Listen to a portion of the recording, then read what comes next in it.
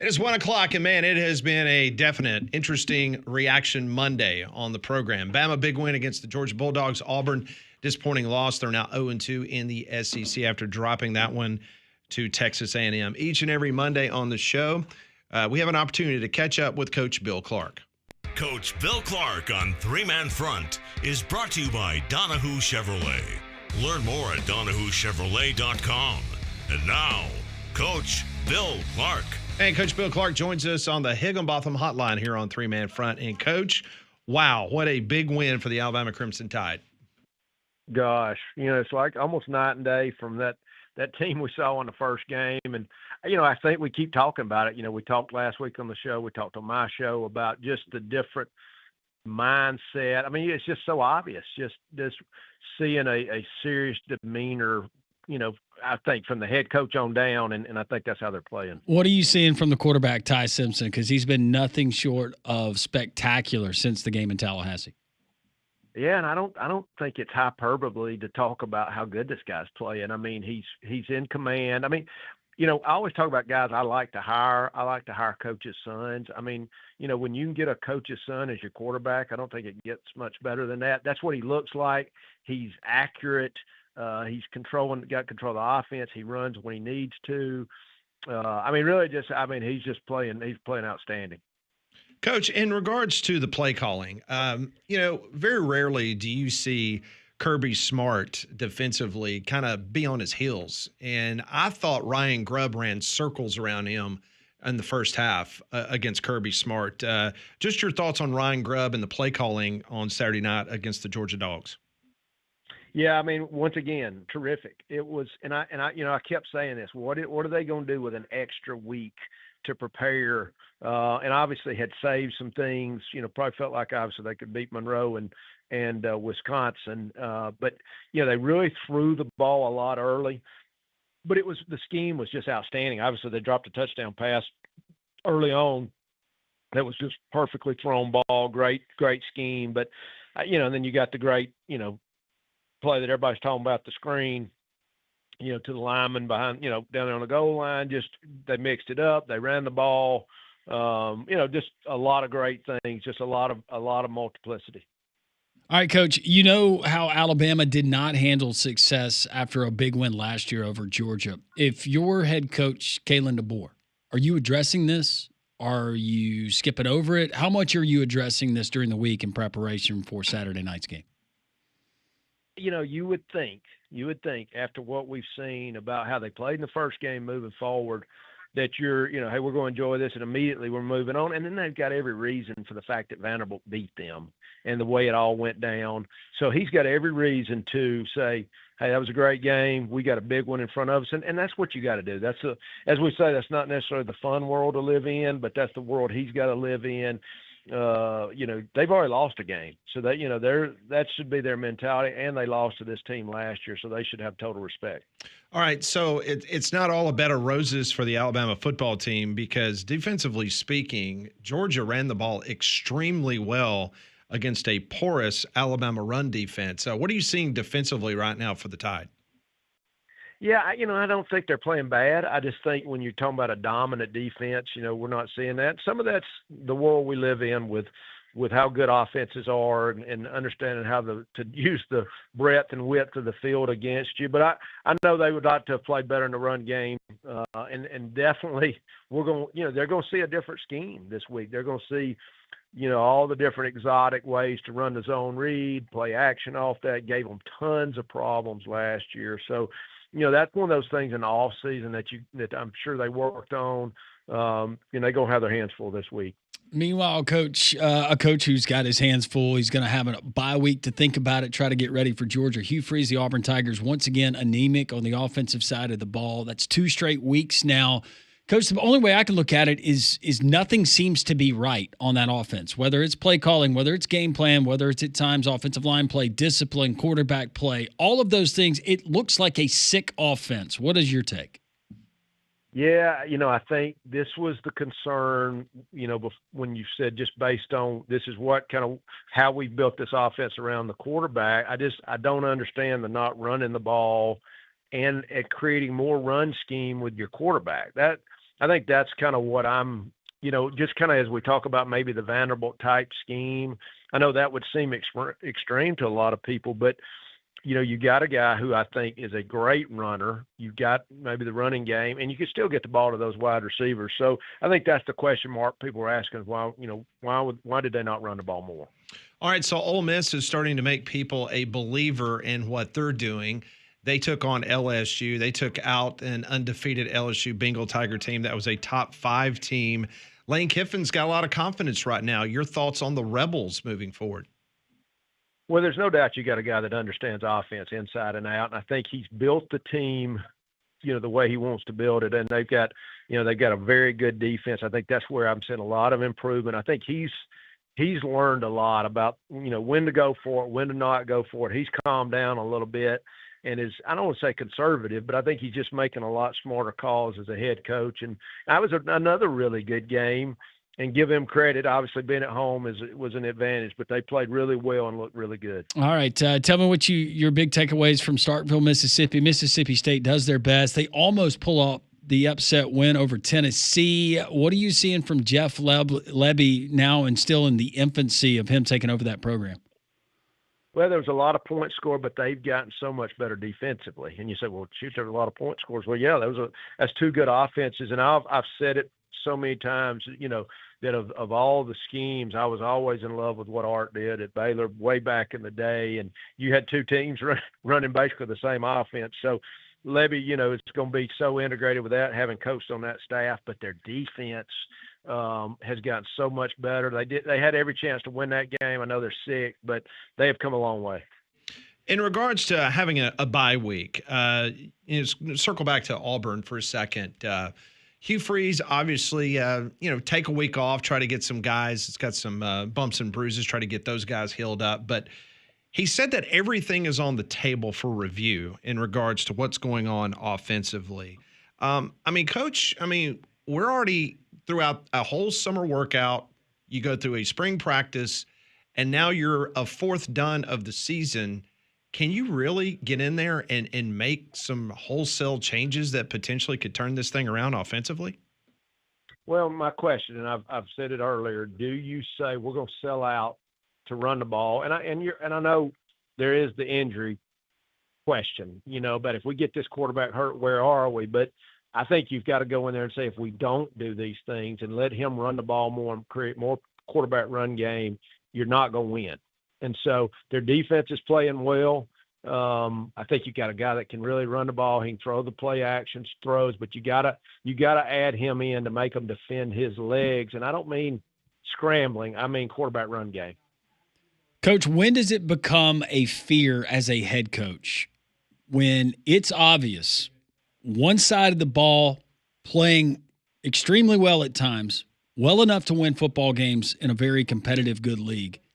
The other side of the ball is the elephant in the room. You worry about, and I hate to say quitting because guys are constantly trying to work for these days that next NIL deal or the pros.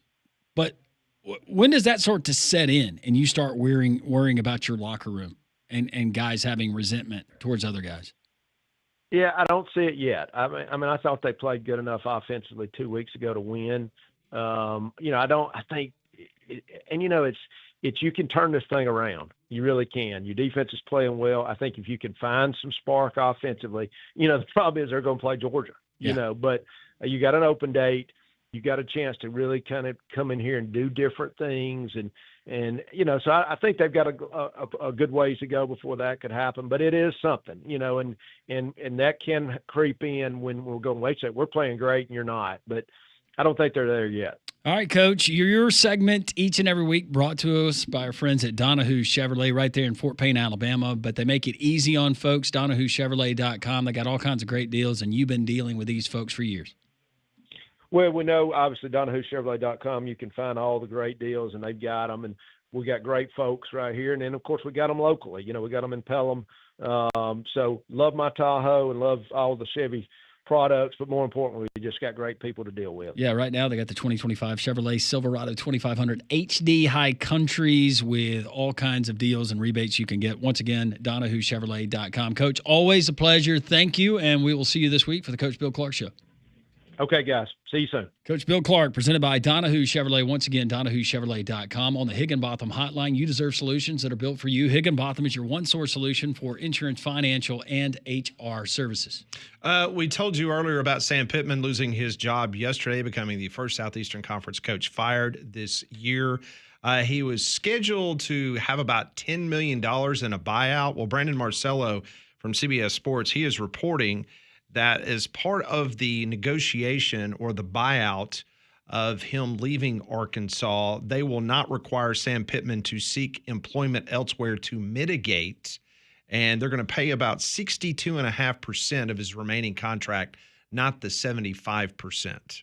So basically, they're going to lower the payout, and they're going to allow him the opportunity if he wants to go coach elsewhere. You know, it won't be taken off the top. So that's the very latest with Sam Pittman. But one thing is for sure, with Bobby Petrino, he has wasted no time, Landrum. He had a coaches meeting this morning, and he fired 3 coaches.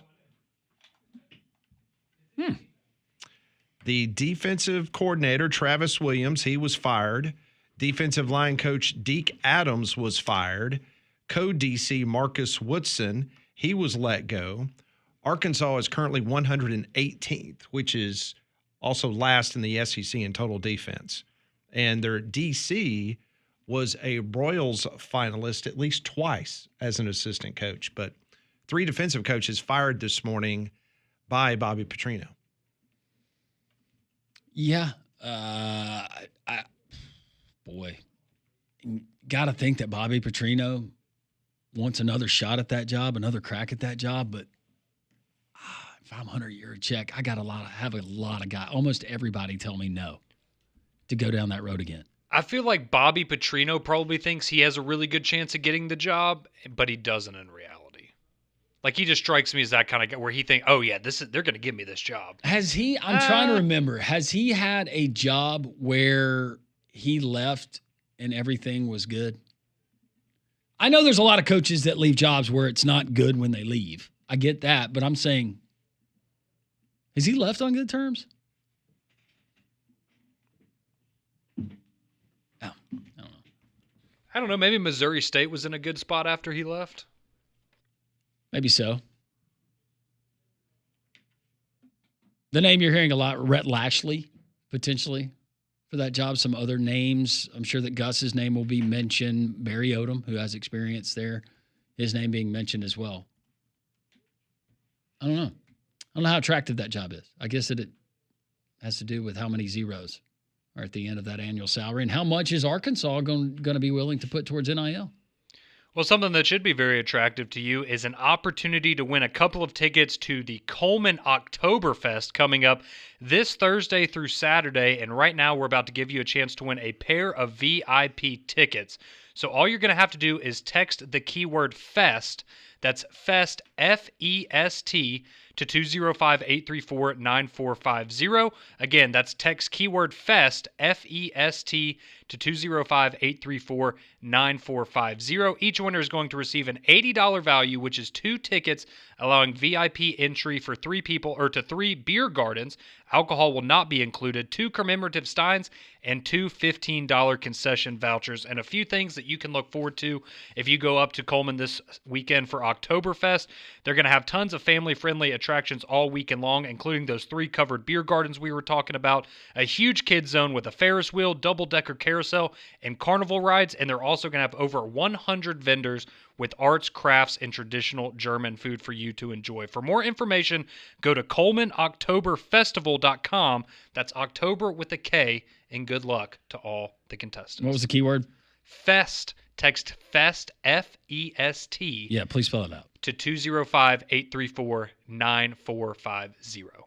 When we come back on Three Man Front, the October 11th schedule has been announced by the SEC. When is Georgia going to be taking on Auburn? What time? We will tell you. Who knows? Maybe an interesting jersey. 8 a.m. choice. kick. Yep, perhaps. Do it early. We'll tell you that next.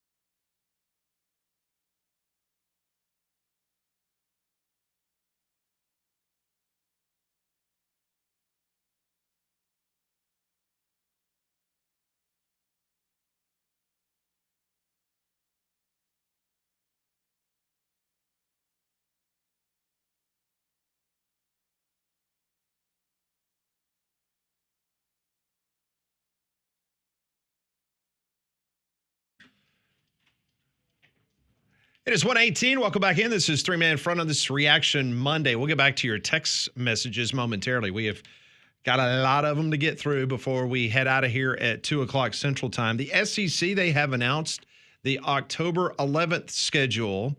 Bad news, Conrad, your Alabama Crimson Tide, they're going to play a breakfast game, 11 a.m. on October the 11th on ABC as they're going to take on the Missouri Tigers. That is a dangerous game to begin with, but to have to get up and go through the routine and playing at 11 o'clock, wow. So do we want to set the over-under at 200 rushing yards for Ahmad Hardy in that game?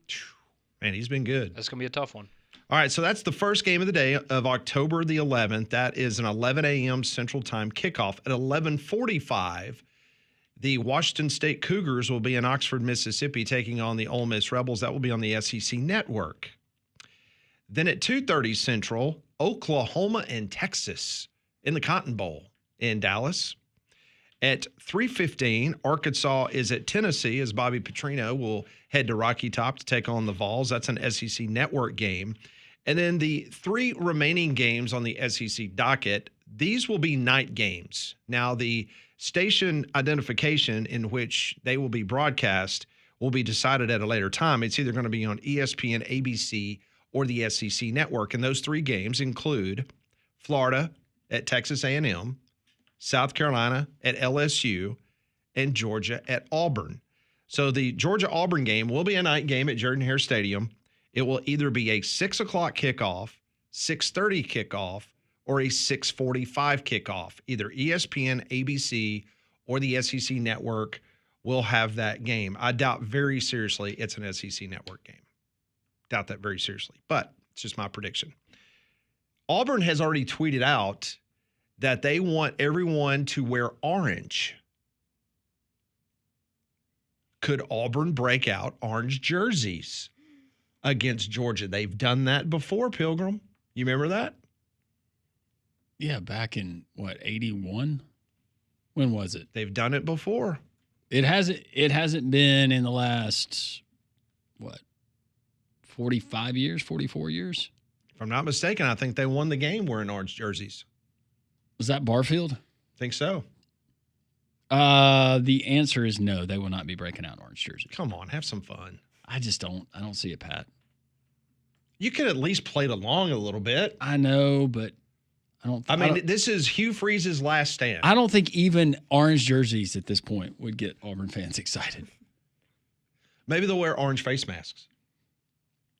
How about just go with the traditional uniform, and hopefully this will be a game that we remember in this great tradition. So why tell everybody to wear orange if you're not going to do something on your uniform with orange? I think it's pretty ballsy to tell any of these fans to wear anything right now. Based on what they've seen, how about please keep sending money and you can wear whatever you want to the game? I was about to say, how about we run out there? Let's take the names off the back of the jersey so you can start playing for the team instead of what that name is on the back of the jersey. Goodness. That would be my attitude. But hey, I like orange, though. More orange. It's your favorite color. It is my favorite color. It's a great color. Yeah, they tweeted out Jordan-Hare under the lights versus Georgia, October 11th, wear orange. But not that orange where if you look at it kind of funny, it looks kind of red like Georgia red. Yeah. So you got to get the right hue of orange. Hue. Thank you. So a caller brought this up earlier. So when the point spreads came out yesterday, aren't you glad they're not playing this weekend, Auburn fans? It's a good one. Alabama was a 13-point favorite. And we were told, and I'm looking now, that point spread had come all the way down to 10 points, or under 10 points, I should say, 9.5. I saw 10.5 last night. That's the lowest I had seen. But Convict said he saw 9.5 somewhere. This is for Vandy? Vanderbilt, Alabama, yeah. Yeah, I saw 10.5, and that was right before I said it, which would have been. Yeah, it's 10.5 right now, 57.5. Yeah. UAB is an underdog at home against Army. What'd you say the total was for Bama, Vandy? 57.5. Tempting. tempting. Texas is a 6.5-point favorite at Florida. Docket doesn't look very good this weekend, guys. Another reason why game day is coming to Tuscaloosa. No, it doesn't. It does not look good at all, Pat. Because You I don't was like looking, Illinois and Purdue? Well, we get the early game. We finally get the early game with UAB and Army. We're going to have time to come home and enjoy. And then I looked at the slate. And I was like, ee. Georgia is a 20.5-point favorite over Kentucky. Miami and Florida State will be one of the highlights of the day, No doubt. if not the highlight. Mm-hmm. Who's Nebraska playing? Michigan State. They're a 10.5-point favorite. There's no way, shape, or form I would ever bet on Nebraska. No. Ever. Thanks, guys. No. After that disgusting performance against Michigan. Yeah, they got me too. Never again. Nope, I'm done with them. That's okay. I'll remember that. I Okay. probably will be too. We will too. Yeah, I mean, That's fair. Well, we don't have an L. trust me, we will remind you every week I that know. we will not ever bet on Nebraska again. Yeah. You guys could cover. You guys could win, but it will not. No. Mm-mm. I will not benefit from it. Nope. Not whatsoever. Nope. In fact, it's almost Nebraska's become a team. I don't think I want to bet against them either. I just want to stay away. I just don't even want to watch. It's like cursed. Nothing to do with it. Cursed. Maybe they'll win. Maybe. Come on, Molly. Texas A&M is a 14-point favorite against Mississippi State. Ooh, I like that one. Don't be licking the chops too soon, boys. A lot of maroon. That game, Too much maroon. That game Saturday took a lot out of them. Yeah. Yeah, I'm not seeing a lot here as I'm perusing down the old You don't think Boise Notre Dame has a chance to be tasty? I know. I look forward to playing multiple half-point favorites in the NFL on Sunday. That's going to be fantastic. How about good old UCF hosting Kansas? Cincinnati is a 1.5-point favorite at home against Iowa State. It's an odd one. Iowa State undefeated. I was about to say, I thought everyone loved Iowa State. Cincinnati coming off that big win against I know, poor coach. Him and the blue plate. Yeah. Sorry about that, coach. He's 4-3 now, right? That's correct. He's above 500. Mm-hmm. He's in the good. He's in the green. So Brian Harsin and Cal, they got a chance to go 5-1. that's amazing. Oh, I'm sorry. Justin Wilcox. Brian Harsin is on the staff. You lose your starting quarterback. You lose Jaden Ott, your all-world running back, and you bring in Brian Harsin in your And you go to Chestnut Hill and you beat Bill O'Brien in Boston College. Yeah. Well, they got that freshman phenom quarterback that's name is very confusing, and I don't know how to pronounce Duke and Bill Belichick in North Carolina, the next 2 games in Berkeley. Mm.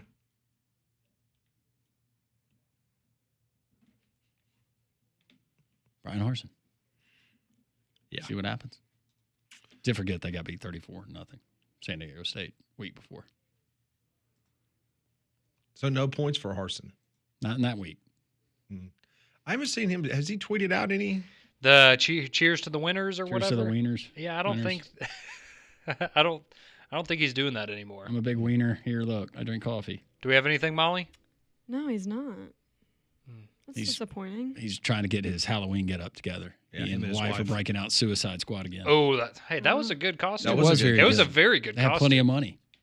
You can probably fly out the makeup artist that was on set during the movie to fix you and The what was her name? last cheers he posted was on January 9th. Really? It's been that long? Yeah. Somebody sure must have has. been reposting his stuff. Yeah. Water is a home's worst enemy, and it doesn't need an invitation. It can find its way into your crawl space, brings about mold, pests, and wood rot. But APS, Alabama Professional Services, they have the solution for you. Their crawl space encapsulation system seals out the moisture, blocks the pests, and can even help reduce your energy bills. This isn't a one-size-fits-all solution. The engineers at APS can design a custom system specifically for your home. So call them today. Number's 205-951-9717.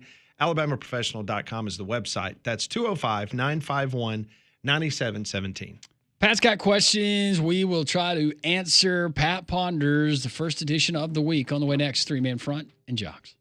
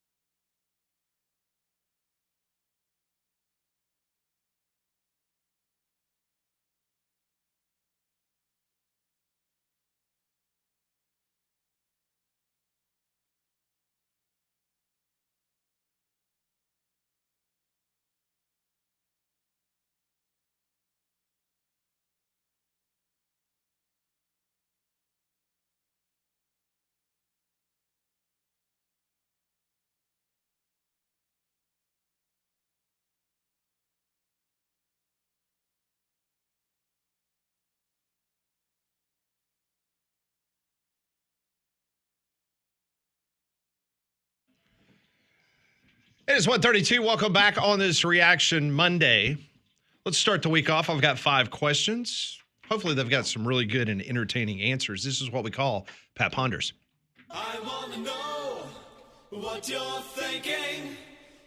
Tell me what's on your mind. It's time for Pat Ponders. Brought to you by Courtesy GMC in Trussville. Get by and see them off of I-459 exit 32 in Trussville. Online inventory, courtesybirmingham.com. All right, let's revisit a couple of the end of the week Pat Ponders questions that I asked you guys. Let's see how we did.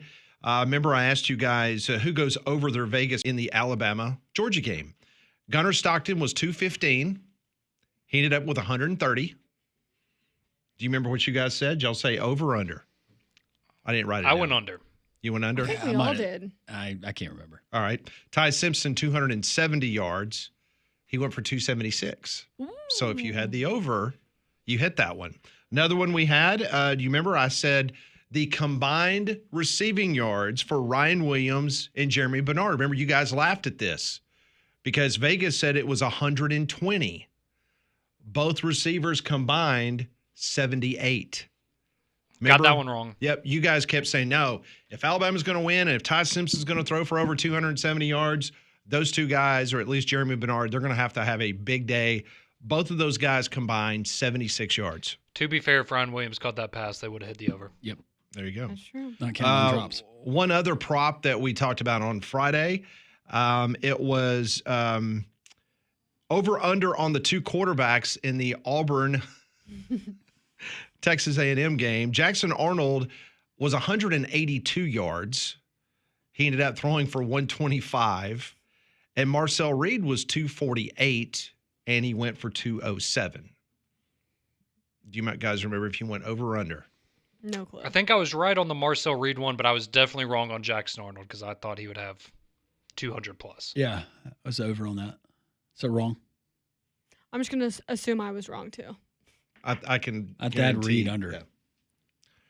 All right. So the first question of this week, I just want to revisit a couple of those that we did on Friday. Name one thing from the first quarter of the season for Alabama and Auburn that has shocked you most about their individual play. Talking about, give me one shocking thing for Alabama, one shocking for Auburn through the first quarter of the season. I think just how good Ty Simpson has been. Not good, how great that Ty Simpson has been. Especially, well, in these last three games. And just how pinpoint he's been, how impressed I've been with him just running the offense, and he's a cool customer when he's under pressure. That's been the shock to me. I thought he'd be good, not near as good as he's been. The shock to me on Auburn is what we're seeing offensively. You've got to be kidding me. You've got to be kidding me. After two seasons, after it seemed like you got everything right, whether it was offensive line or another year in the system, adding pieces to wide receiver, building up depth in the running back room, and we're still seeing Hugh Freeze manage games like he managed them last year and he managed them the season before. Better Jimmys and Joes, deeper roster, same old stuff for Auburn offensively. Just bizarre. Yeah, I think the shock for Auburn is that you seem to have regressed again offensively, and kind of going off of what you said too. It's the fact that you're making the same mistakes. It seems like that you made last year and the year before. You continue to have questions about running the football. One game, just run the ball 40 times last week. Game. Didn't we hear it? It makes no sense. You are continuing to make the exact same mistakes that you have made and plagued you your entire tenure at Auburn. And yeah, I don't know how it's anything other than that. And I think for Alabama, I would have said something similar to you with how good Ty Simpson is, but I'll go outside of that. And I think we knew he was good. But the fact that Jeremy Bernard has looked like not only the best receiver on that team, but I mean, I would say outside of the Jeremiah Smiths of the world, has been one of the very best players in all of college football this year. I think his emergence has been critical with Ryan Williams' struggles. So yeah, I'll go Jeremy for Alabama, and then for Auburn, it's just, how are you making the same mistakes, man? See, I agree with Landrum for Alabama. I think it's Ty Simpson. He has exceeded any expectation that I personally, and I think most of us had for him in the preseason. And then for Auburn, I would just say it kind of, and I think this kind of goes off of Conrad, it doesn't really feel like you've improved any. And especially, I mean, we all heard the expectations being in Alabama of Auburn and how talented this roster is. And, you know, maybe they can kind of break through this year. And I feel like we haven't really seen that through the first 5 games. So just the overall regression is really shocking. If you're an Auburn fan right now, and I said, you trust Hugh Freeze, not only coaching the offense, managing the offense, but in-game management or preparing a team to go play, if you can honestly look me in the eye and say, yes, I trust him, then let's have that conversation. I don't know how you can at this point. And can we go back to the Kentucky game last year? Where Auburn's offense was rolling it up and down the field, their easiest win that they had in conference last season. And Hugh Freeze admits that they had to remind him on the headsets to keep running the ball to Jarquez Hunter, who would have had 500 yards had they kept running him. Like, they had to remind him to run the ball when they're having success running the ball. Just gives me a lot of reason for pause moving forward. All right, next question. Bobby Petrino will be the Arkansas interim head coach for the next 7 games. Those games include Tennessee, A&M, Auburn, Mississippi State, LSU, Texas, and Missouri. How many wins does Arkansas get in those 7 games? I will. Tennessee, A&M, Auburn, Mississippi State, LSU, Texas, Missouri. Say they get 2 more wins.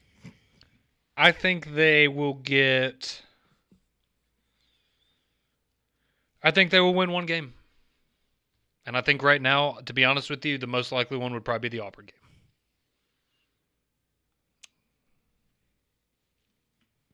I'll give them 2. Which 2? Probably Auburn. And I don't know. I feel like Arkansas, they're just going to win one they're not supposed to win. Texas. I could see him messing around and beating Texas A&M.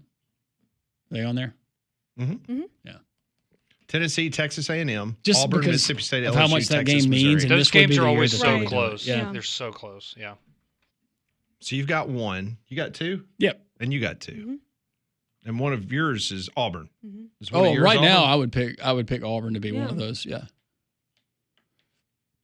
Okay. I think with Auburn, what they have right now, I think Kentucky and Mercer are your only guarantees at this point. I say Kentucky. Who knows? Anything can happen. And I think Kelly Ford, in his projections, I actually think he has Auburn beating Arkansas. He's got them winning. Okay. I mean, I feel like that's like a 50-50 kind of game right now. All right. Speaking of the Hogs, Arkansas native Rhett Lashley will be one of the hot names for the job. So the question is, would you leave SMU in the ACC for Arkansas in the SEC? And I know it would be sentimental for him to go back, but do you want to go back? If you hold a special place in your heart for Arkansas, that university, chances are you're going to leave on a bad note and it'll never be the same. I think you're in a great place at SMU financially, the conference you play in. You've already made it to a college football playoff. If you're happy there, I stay put and wait to see if maybe a bigger name job, not named Arkansas and not where I'm from, comes open, because it will for him. I 100% agree. I think you stay at SMU. You've got better resources right now. You got a clearer path to the college football playoff. And again, just if you come into the SEC, it is going to be tough to get Arkansas to a point where they are nationally relevant and competing for the same things you're competing for at SMU. So, yeah, I think you wait it out and stick with the ponies for right now. Yeah, why would you want to leave SMU? You're pretty much set. And like you guys said, you play in an easier conference. You've already made it to the playoff once. Why not just stick around? But it could be Mama calling him. Could Yeah. be. Could be. I don't know. You're pretty set at SMU. All right, 5th and final question brought to you by BB. What was the most tempting offer that you turned down, and do you regret it? Free tickets to the Alabama and Georgia game on Saturday. Thank you to all my friends that were posting wonderful pictures and videos of them having a great time. I assume you regret it. I do, but No, because they would have lost. if you was there. exactly. See, we're playing the what if game. I don't regret it because it led to the right outcome.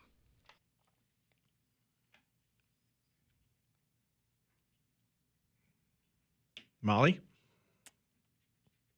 Anything? Yeah.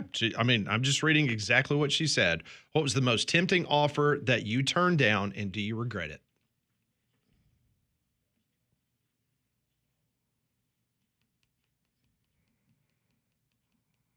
I have no idea.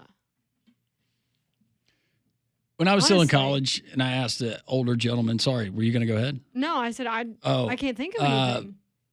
That I was just learning about stocks Mhm. and funds and asked him a certain investment fund if there was one that he would recommend, and he gave it to me. It was Apple. Well, no, it was not. It was not Apple. I think it was QQQ or something like that. But this was many years ago, and if I'd had money at the time to do it, or if I would have maybe ask somebody to loan me the money to do it. You'd be like a multimillionaire right now. I wouldn't be a multimillionaire, but it'd look different. But I'm sure a lot of people have had those. Pat, was it Apple for you? Actually, it was another medical company Oh, yeah. that Yep. someone that took us out to eat in Atlanta Uh-huh. had recommended, Yeah. and I didn't do it. How many years ago was this? Probably 25. 25, 30. Yeah. You could add 2 moats. Yeah. Modes. What are you talking about? Live on your own island. Yeah. That's a good point. Make my own island. Yeah. All the water is where the gators live. They can't get So to you on nothing, the Molly? yacht. I can't think of anything. Like an offer to go dance at Iowa and you said no and you regret it? No, don't regret that. I liked my time in Lincoln. It was great. I loved it. What Sorry, about- I Anyone have ever no ask you to go regrets. skydiving? No. What about when the don't plan liquor on that. store gave you the opportunity to make it a career? They never did that either. That was a fun job. Never a dull moment.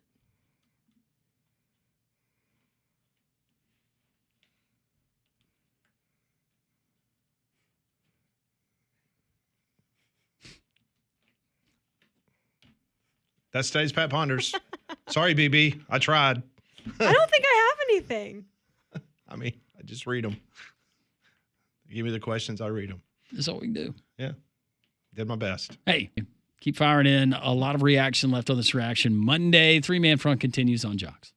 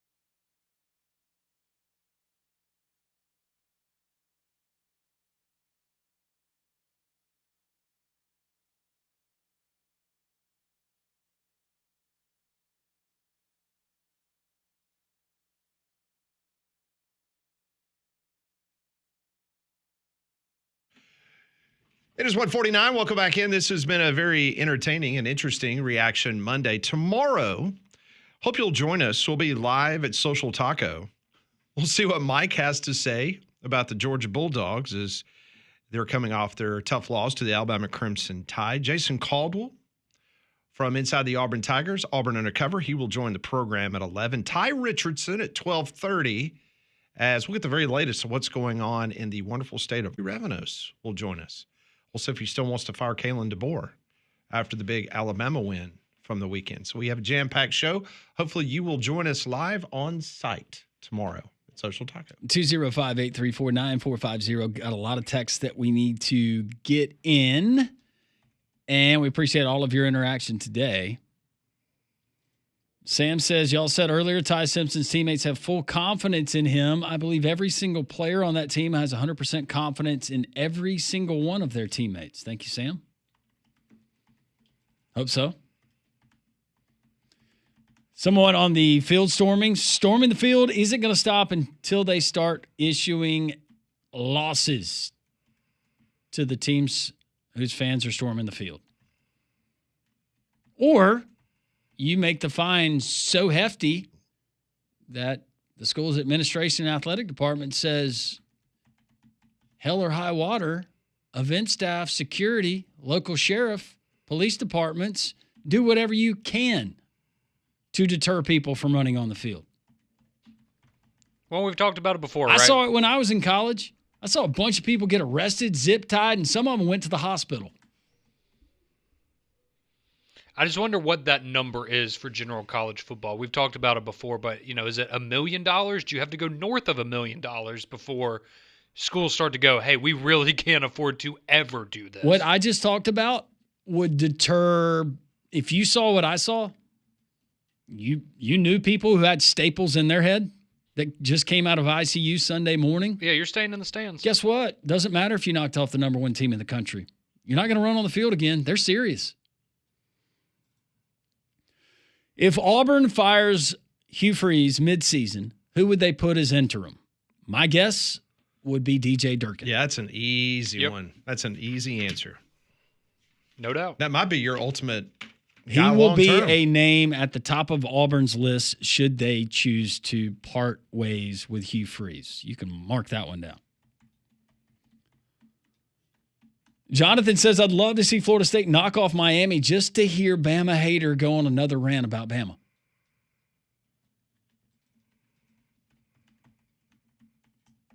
Florida State win would be good for Alabama this weekend. Mark says, once again, I say Hugh Sleaze is a DA who refuses to run the football. Did you hear me? Refuses to run the football. It looks like that. No one believes in Hugh. He's clueless. And they spelled it like Hugh. Not bad. I was talking to some friends that are mixed Auburn, Alabama. And the thing that I've noticed with Auburn, even last year, the whole offense rests on the quarterback. To me, the players aren't there. The quarterbacks are running for their life, whether it's scheme or lack of skill around the quarterbacks with Alabama, even last year with the tight end. Coach getting promoted so close to the season as OC, the plays and the scheme was there. There was just wild inconsistency throwing the ball, but you could see the wide open receivers and how the scheme works. With Auburn, you can't see that. No, I beg to differ. There's times when Jackson Arnold has open guys. Well, and you brought it up at the very beginning of the show, and it's the fact you have guys that coming into the year, right, you would have felt really, really good about a Xavier Chaplin, right? Coming in on the offensive line, ton of experience, projected to be a first-round pick. And it just feels, he's got to be the most heavily penalized offensive lineman maybe in the entire SEC at this point in the season. And it's just when those types of guys that you thought you could bank on, nothing's going right for Auburn right now. Nothing. Tell FSU Dave he didn't think FSU should have lost when they rushed the field, LOL. Just kidding. But I think FSU could beat them for sure. Talking about Virginia. In case you missed it, Florida State lost on Friday. Could Nico transfer to Auburn middle of the season? I don't think Nico helps right now. No, he does not. Howie says, go Windians, go Buckeyes, and gig 'em.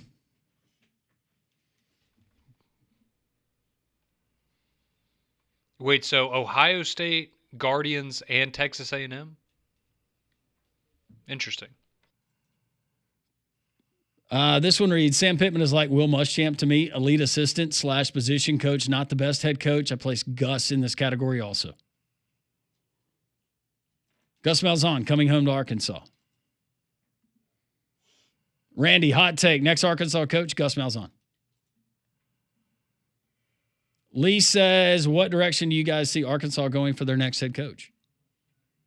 Rhett Lashley gets a phone call. John Summerall, Tulane gets a phone call. I guess you talked to. Do we agree that Barry Rhett Odom's Lashley is people? probably at the top of the list for Hunter Yurachek? That's what I would think. I would think so. I would think he would be the first guy that you made tell you no before you moved on. Don't see Mike